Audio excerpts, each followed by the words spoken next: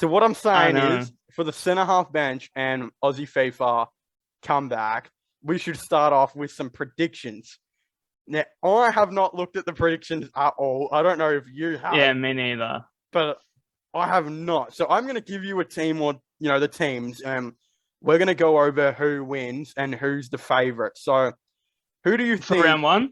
Yeah, for round one. So who do you think is the favorite for Melbourne versus the Doggies? Good old Footscray.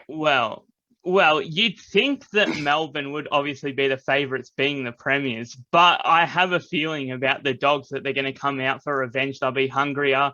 I don't know if it'll take Melbourne a while to work into the season or something, but I have a really big feeling that the guns will get firing for the Dogs on the first night of the season.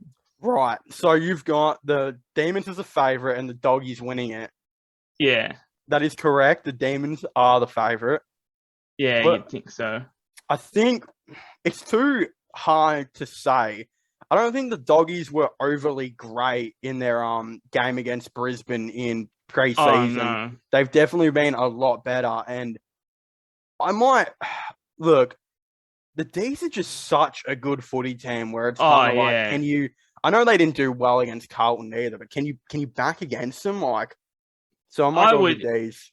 with their midfield, you can never like the one midfield that I think can compete with them is The the Doggies. Dogs, but there's a big difference between Tim English and Stephen Martin and Luke Jackson and Max Gorn. Oh yeah. But I try not to read too much into the preseason games, which we'll probably hear about with the next one. So I'm trying my hardest to ignore them Right, games. right. But yeah, I'm pretty confident on the Dogs, to be honest, but I don't know. All right, so I'll go with the Melbourne, D's just to be a bit different. But yeah, I'll the go with other the team is the Dogs. one I think we know who we're tipping, and that's Richmond versus Carlton. Obviously, Richmond the favourite, at least on Sportsbet. I'm assuming you're tipping Richmond. I would Oh, ultimately, I don't think I've ever tipped against Richmond. Maybe like once just to show people I'm not like super unbiased. Let's be honest here, dude. yeah, I tried my hardest when I was making videos to seem like I wasn't biased towards Richmond, but then I just put them at the top of every Oh single yeah. list, so Well, like I was super biased. there's a couple of things that I think go into this, and I think this is the most important game for maybe for round one because Oh yeah. both of these teams I think, need to make the eight. First of all, if Carlton don't make the eight, it is the biggest disaster Oh, because they have invested so much money and time into this list. And then if you're Richmond and you don't make the eight, it's kind of like, well, it's not as bad. It's not really a bad thing, but it's kind of like the first sign of a somewhat rebuild on the oh run, yeah, like what we're like Port Adelaide did a couple years ago. especially with like Tarrant coming in, and we've got some younger players in now. It's kind of like if we're going to have one last crack at it, it's probably going to be this season. Yeah. But I'm not too confident on that. I mean, I saw an AFL post on Instagram that had us on a ladder prediction ranking like third, and I think that's just crazy. Ooh. Like we would have to be playing some crazy Mm. football, and I don't trust our midfield, Yeah. to be honest, to do that. Am I correct for saying this? If Carlton do not beat Richmond in round one, there is a very big chance they don't make the eight. Oh, Like it is they are expected, in my opinion, it to beat is Richmond. huge. Yeah, it is a massive game, especially for Carlton. Like so much is on the line for them with Mm, this game. Imagine how happy their supporters would be, mm. how much different it would feel walking from the game round one, and we've just been beaten by Carlton.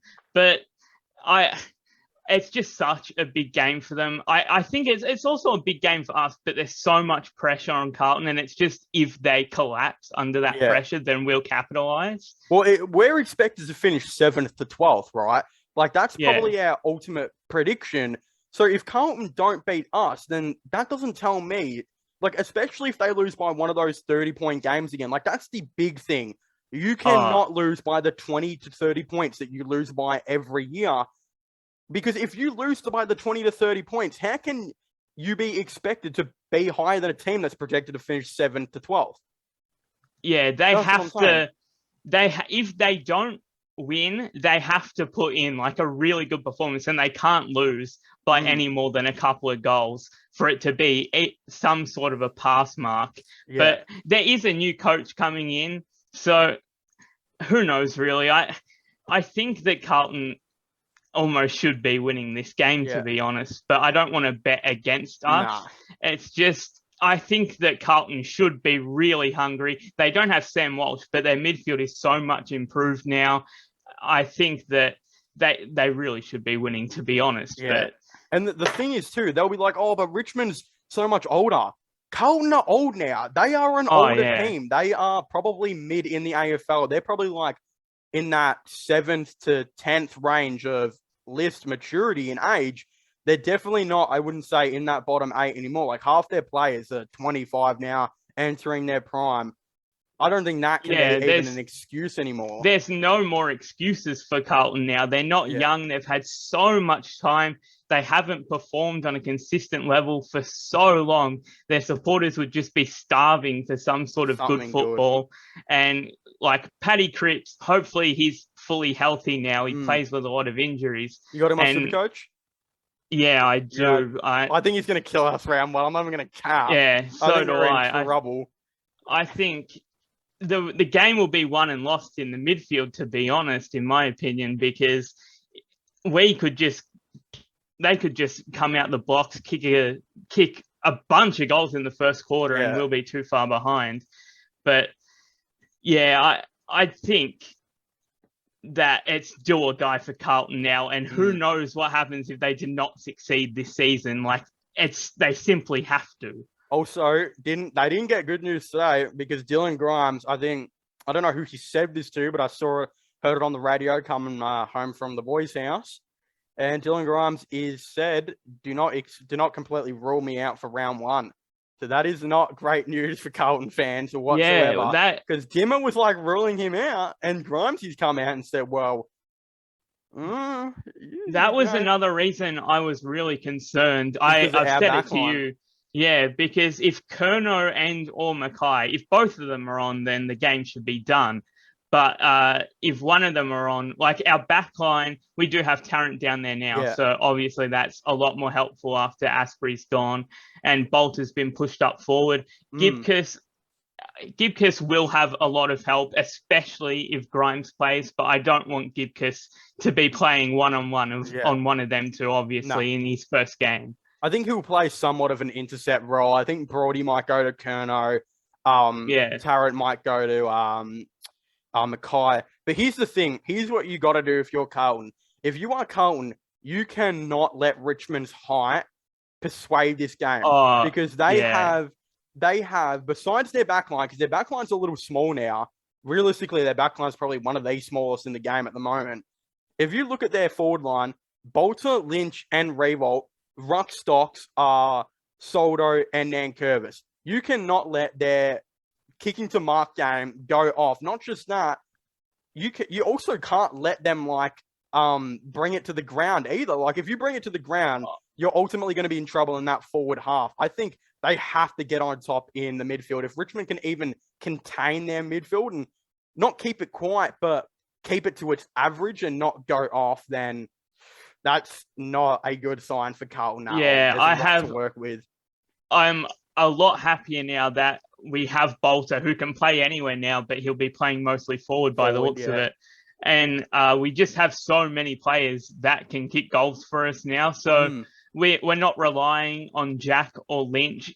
As long as one of them are playing all right, we should be a chance in most of the games, to be honest. Oh, and don't let Richmond's youth outshine Carlton's youth. Because it's like, if Ralph Smith and that go off, it'd be the funniest thing ever. Because it's like, bro, Richmond spent like the trashiest picks on these players, and they're all expected to play round one. And where's Paddy Dow right now? Where's Sam Walsh? None of these guys are even playing. Yeah, Paddy Dow. I had him in. Everyone had him in Supercoach at some point last year. And he let everyone down. But I would absolutely love seeing Ralph Smith just running up and down the wing. Like that would make me so happy. As long I actually think that we might get a close game for once. I really hope we do. If we get a real intense game to start off the season, just be an incredible way to start the year. And it would But- put the Doggies to Melbourne game to shame. Like, why is, oh my God, do not even get me started on how stupid that is. That the fixturing. We got to move on because we're talking too much about this. St Kilda versus Collingwood. Saints are the favourite. I could even look at the Pies. Like, I'm not convinced about St Kilda's list, really. St Kilda, ever. they could win or lose every single game. Like the competition, you will not know what to expect from most of the competition this season. Like, I'm no one really, relies really on excited. more of a player than them. They rely on Jack Steele to carry them over every single line in the game. He's an absolute superstar, but St Kilda realistically should be winning this game by quite a margin, considering where Collingwood are expected to be at this season. But they've still got some really good players. Like, I've heard some really good things about De Goey heading into the season. So I will tip St Kilda, but I would not be surprised if Collingwood got a hold of them. And it'd just be really funny, to be honest, because Saints fans leaving the ground that night, like if they lost by a fair margin to Collingwood, that would be hilarious. I legitimately might, and I'm not saying they're the better team. Like, my opinion will change game day. You watch. But honestly, I might say, because for you Collingwood fans that are watching this video, I don't think really anyone's tipping you. And I might even legitimately go and actually support your side here, especially if like Lipinski and Howe, they all get up. Like, they're all injured at the moment. I think Kruger's out for round 1. But if Lipinski plays, if Howe plays, they could definitely be a chance. But St Kilda could also thrash them. So the smart thing would be to tip St Kilda. But I might give you Pies fans at least someone to tip for you, because I don't know if anyone is. And I might just say the Pies, just for why not. The thing is, St Kilda, they could come out and destroy them. Like, kill them now. Like, man. After you've said that, St Kilda might win by 10 goals. But if they do, as long as Collingwood shows something. Yeah, I don't think the Pies will be, like, I think they'll still be competitive in a fair few games this season. Like, they've still got all of their main players, to be honest. So, you have to go with the Saints. Yeah. All right, I'll go with the Saints. I'll tip them. But also Pies fans, and I want to see a good game. Because I love Craig McRae. I've got a bit of a fan crush on Craig McRae, so I want to see something good. Geelong versus Essendon, I'm not so convinced about. I'm going to lock in Geelong here to do some harm at the G. Am I wrong for saying that? I think they're going to, even though pre-season they sucked. Yeah, I have been advocating for Geelong, like, going into the season, saying that they won't fall as far as people think they will. But Essendon, there's a bit of an excitement about them, like, especially after last year. No, especially after last year, there's an excitement around Essendon, I reckon. And it's at the NCG. It'd be Essendon's home game. Yeah, it's Geelong's home game. Right. Well, Geelong supporters won't be happy with that then. No. But maybe they only get mad if they play us at the MCG for some reason. True. It really hurts their feelings. Anyway, I'm actually. I don't know if I trust the forward line of Essendon enough, so I will go Geelong. Right, that's what I'm thinking. I think it could be a close game, but dude, if Hawkins and Cameron it's over. Now, next game we have, in my opinion, one of the most overrated teams in the AFL. Shots fired, bang bang. GWS versus Sydney. Why does everyone think Sydney is a top 4 chance? Yeah. Because they're young and they played so well last year, so they think they'll get even better. But it's only 1 year. Did their list improve this off-season? Answer that for me. It didn't. How many teams' lists improved this season? There's at least 5-6 very solid teams that got a whole lot better. There's a lot of teams that are pushing for finals now, and Sydney are nowhere near top 4 in my books. No. They'll be fighting out for the lower part of the 8, you'd think, but same with Essendon, there was a lot of excitement about them towards the end of last year. Buddy Franklin going for his 1,000th goal. So, do they beat GWS? I don't think, or because I'm going to tip GWS to win this game. I think GWS have a good track record against the Swans. I didn't realize how hard the first round games were to pick. Yeah. I think I will just go with Sydney. GWS is such a No, weird I'm team going with no GWS. No one knows where they're going to go, dude. If their midfield clicked, we've been saying this for 6 years. If their midfield clicked, it could be the best in the game. Jacob Hopper, Josh Kelly, Cornelio's back to form. Make it happen. I mean, do something. After last season's final, you'd think Sydney would be out for blood, but it's such a hard game to pick. I might just go GWS to get it done in the first round of the season because I think their list is still really, really good, and they've still got Jesse Hogan up in the forward line. Their defense is not bad. Their midfield's obviously great. Is Hogan playing round one? I think I'm not 100% be. Sure. This is the thing, but me and you we've just pissed off a lot of people because Sydney are the favourites. And we've both gone GWS. Yeah, and Sydney could definitely smack GWS. They could 100% come out and belt them, but we've still confidently gone, it's GWS. Yeah, I don't know. It depends. Like if Buddy and Heaney are on, then you obviously Sydney are a really good chance, but. I think that their parade might get rained on in the first round of the season, to be honest. Well, next game I think is a little easier in my eyes. Brisbane versus Port at the Gabba.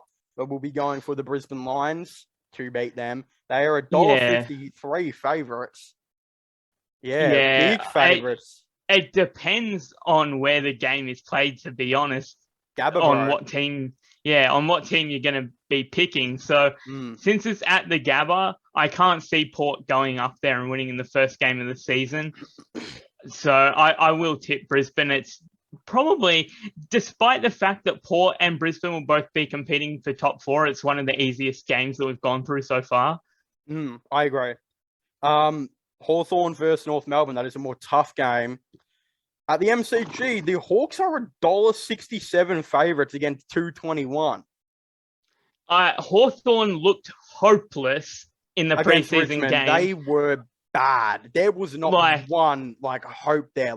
They might have been the young players played good, but they did on the stats. In the actual game, it was they made us look better than we probably are, to be honest, especially at the start of the game. So I want to go with North Melbourne to come out and improve off their efforts last season. Hawthorn are favourites at the MCG.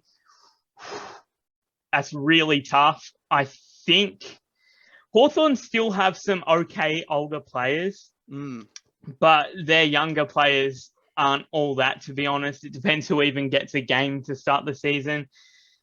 Oh, that's so tough. I might go with Hawthorn, though. Here's the thing. I think North Melbourne will be the better team through the year. Yeah. But I think Hawthorn will beat them round 1. At the MCG. And this is going to come into our next thing after the 2 next games, because we'll also be talking about the wooden spoon. If you're watching this on the Clips channel, we should have a separate clip coming out very soon.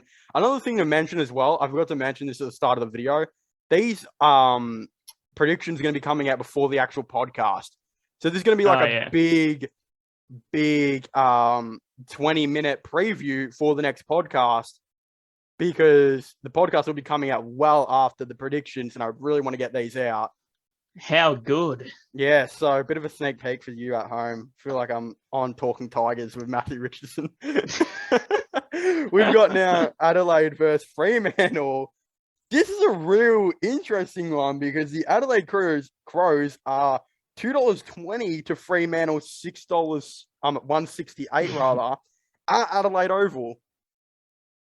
I think Freo should be competing for the A. I think Freo should be winning this game. Adelaide are gonna be up and down this season. They're gonna have some good performances and they're gonna have some bad performances. See, I think you've got them more as a wooden spoon like Smokey more than maybe I do. By the way, you're speaking there. Oh, I don't think they'll be finishing like Last. competing for the wooden spoon. You wouldn't think, and you'd hope not. I have a lot of faith in Matty Nicks. I really like him, but they obviously did beat Geelong there at the Adelaide Oval last year. But Freo, they've got a real good team.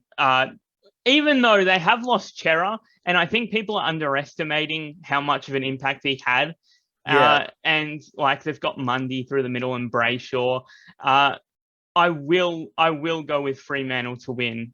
I tell you what, I'm going to go Fremantle to win because I absolutely got smacked in my Supercoach draft today because all the boys have been focusing so much on injuries, and all I do is watch NBA now, so I couldn't tell you who is injured. And I couldn't tell you who's injured. I picked Laird and Seedsman in the draft with my second and third pick, I think it was, just to find out they're both injured for ages. Seedsman's out with a concussion indefinitely, and Laird's out till round 6. And Laird's a really important player for them. Yeah, so screw you, Adelaide, and screw you, Supercoach draft system, for not telling me about every injury.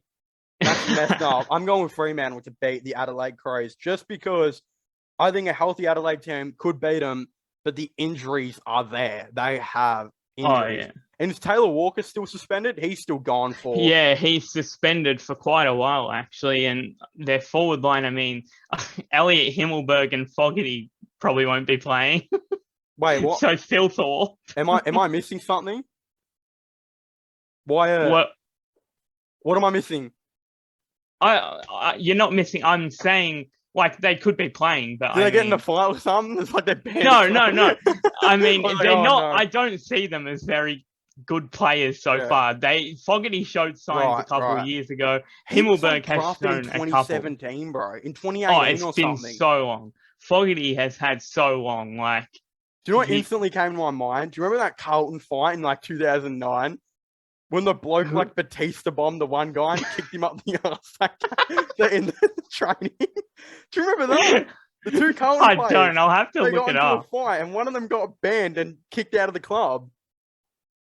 Bro, there's no way we can go to the podcast with you not remembering that fight. No, bro. I genuinely can't at this moment at 11 p.m. Search it up while I talk about the next one. We've got West Coast versus the Gold Coast Suns in Optus Stadium. Ben King, the most important signature in AFL history, kept a ton of people in a job in Gold Coast. I think we're both in agreement here. It's a pretty obvious one. West Coast $1.25 favourites to Gold Coast Suns $4 favourites. $4 not favourites, rather. We're going to go with the Eagles, right? Is that what you're looking at? Yeah, Eagles are not... Like, everyone is saying that the Eagles will have a horrible year, which they will. I don't think they'll be really in the 8 contention. They shouldn't be, but Gold Coast things aren't looking good for them right now, to be honest. Matty Rowell, hopefully he can come in and show some signs for them, but I'm definitely going West Coast.